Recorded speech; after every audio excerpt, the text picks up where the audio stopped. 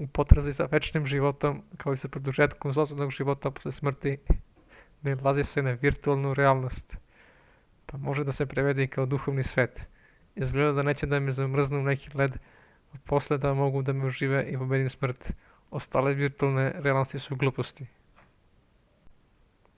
Da li su Buda i Isus i dalje živi? Možda. Da li će Nikola Tesla da se vrati u obliku Nikola kao robot? Nikola. Ne znam. A možda me i ne zanima. Što se tiče računara, kompjutera kako god, uglavnom izgleda kao mozak bića od metala, koji se koristi za skladištenje spoljašnjih informacija. Uglavnom, alati se odnose na prenošenje sopstvenog duhovnog sveta na kompjuter, kao i od kompjuter, pa sve do alata koji uređuju unutrašnji duhovni svet kompjutera. Ne vodim simulator kao neku repliku prave realnosti. Igrice bi predstavio kao mutirani simulator, te koreći život za sebe. Na primjer, virtualni duhovni planktoni i amebe, duhovni noćelijski organizmi. Uređenje pravog virtualnog sveta i koja je razlika. Ako su simulatori, 3D štampač verovatno to može lakše da odradi. Ako je previše apstraktan, teško da može da živi u pravoj realnosti. Postoje razni uređaji koji mogu da povežu dušu na metalni svet. Moje iskustvo. Slučaj 1. Nesreća. Slika prva sa 2 linije. Ako sam se vratio u sliku realnog vremena, u trenutku kad sam doživeo nesreću, ja sam zapravo oživeo. Vrtio se iz mrtvih dok je nesreća trajala, a ostali su možda mislili da sam umreo. Ali to je ako pišem iz perspektive virtualnog sebe, dok pravi ja i dalje se posmatra onako kako jeste. 2. Slika druga sa 3 linije. Slučaj vidovite babe, radioperatori i tako dalje. Ovdje se nalazi pravo vreme, virtualni dvojnik i odobrana iluzija virtualnog dvojnika. Na primjer, kad neko dođe kod babu vračarnu i ona mu kaže šta će da se desi. Dođe sljedeći put, a to je kao da je bilo prošli put. Radio operator, baba, ekstra sponzor, to je već ono halo, čuješ li me? Ja ću da ti kažem da li je Vučić pojavao preko, a ti meni kažeš obukuli si gaće na opački, vrteli si brojnicu 30 puta. 3. Slika 3. Slučaj duboki duhovni svet. Ovo vodi u nedogled. Fraktalno postojanje. Nisam siguran kako ovo jasno da objasnim. To je kao da se svaki deo virtualne realnosti pravi i čuva. Onda se čeka naredna godina da se još malo napravi i spaja se posle više godina, a duhovno biće vidi više godina kao da je jedna perfektna. Pokušavam da sastavim priču na tu temu, ali veoma teško ide. Polazim pod pretpostavku da golub ima antenu na glavi.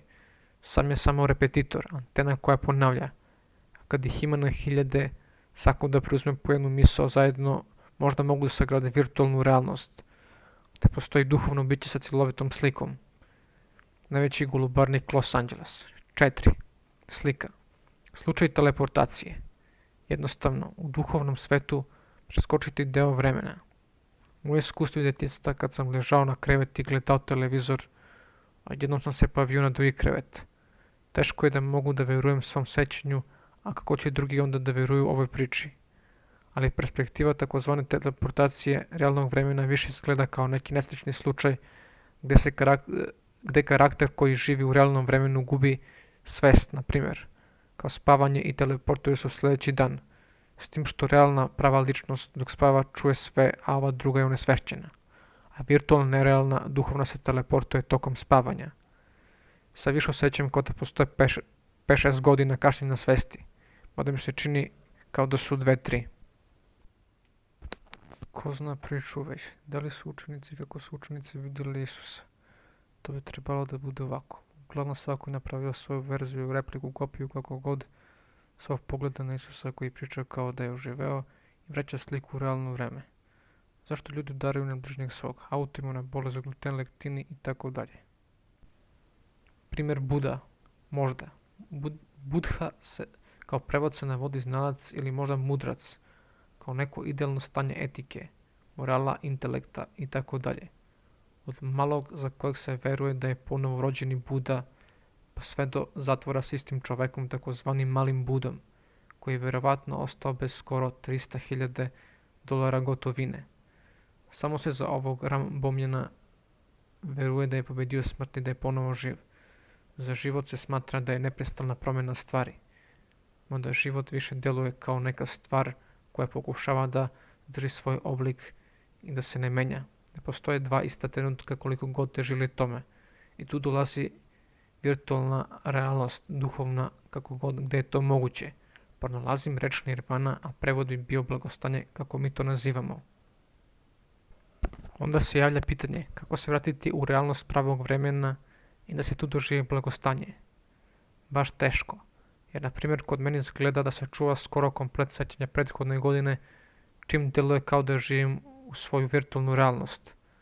Ako sam vratio sliku realnog vremena u trenutku kad sam doživio nesreću, sam zapravo oživio, vratio se u realnost pravog vremena. Vratio se iz mrtvih dok je nesreća trajala.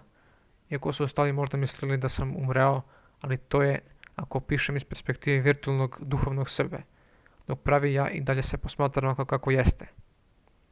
Izgleda da neće da me zamrznu neki led, pa poslije mogu da me ožive. Vidim smrt. Ostale virtualne realnosti su gluposti. Da savijem kašike, ma daj. Nešto o grafičkom stilu, recimo da ga nazovem Zero, ništa posebno, samo crna pozadina, svetlo što manje, kao da se uštedi energija i kao bolje za oči. Srpski mašinski jezik uradi sam, bez kineski univerzalni 3D štampač koji može sve da odštampa. Ne mora da se kuca, može da se koristi Neuralink, touchscreen i tako dalje. Može sve da bude zanimirano grafički, proceduralno. Coca-Cola Zero sa 0 šećera. Restoran ni keto, ni Cold Kite je zatvoren, verovatno, šteta. Keto hleb i inženjeri hrane. Možda tu još nešto hvali. Još i da nema gluten i svi da su zdravi. Sastaviti sintetičke vitamine i minerale u kompletnu hranu, takozvanu zlatnu jabuku ili zlatni hleb. I postaviti ultimativni cilj da sve može da se reciklira i napravi od peska i kamena. Tu dolazi nuklearna fizika, tako reći sandbox life, život i snova. Smatram mogućnost da se napusti ovozemaljski život kada kvalitet života počinje da se smanjuje primjetnom brzinom. Onda za tehnike se smatraju suludim i veoma su komplikovane da se realizuju i mogu da budu neefikasne. Pravi japanski harikiri, sahraniti sebe. Pravi Linux. Da li je pravi Linux 1.0 koji se nalazi na PlayStation 2?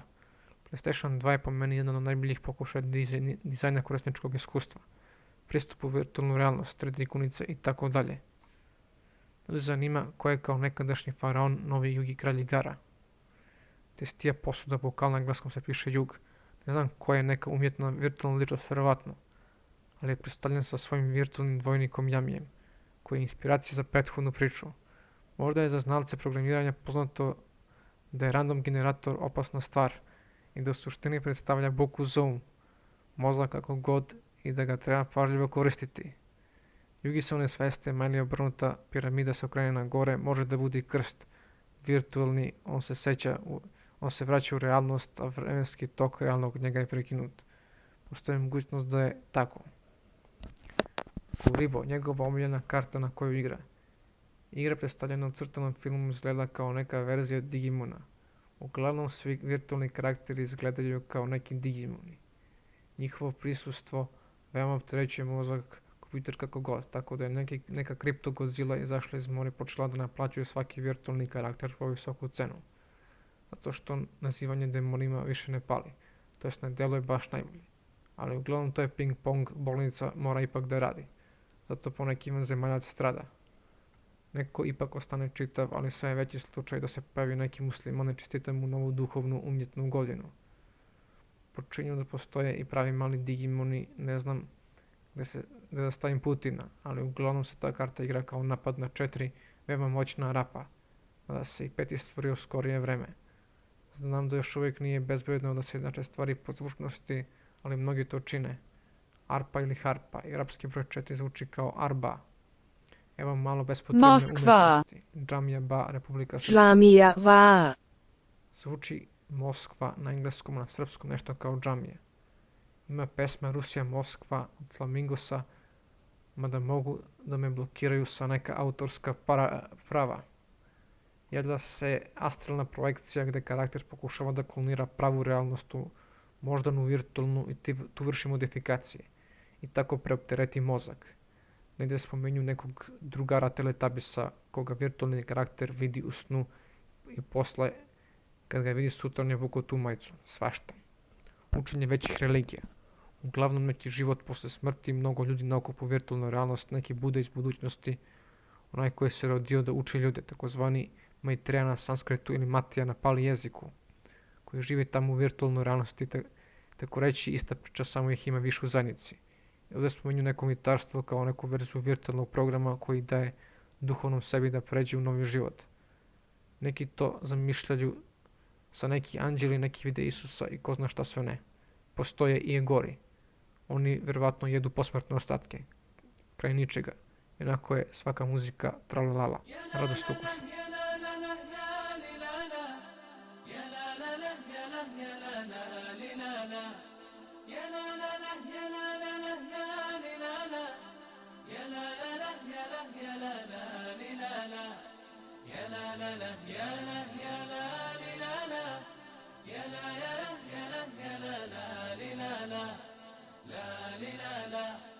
La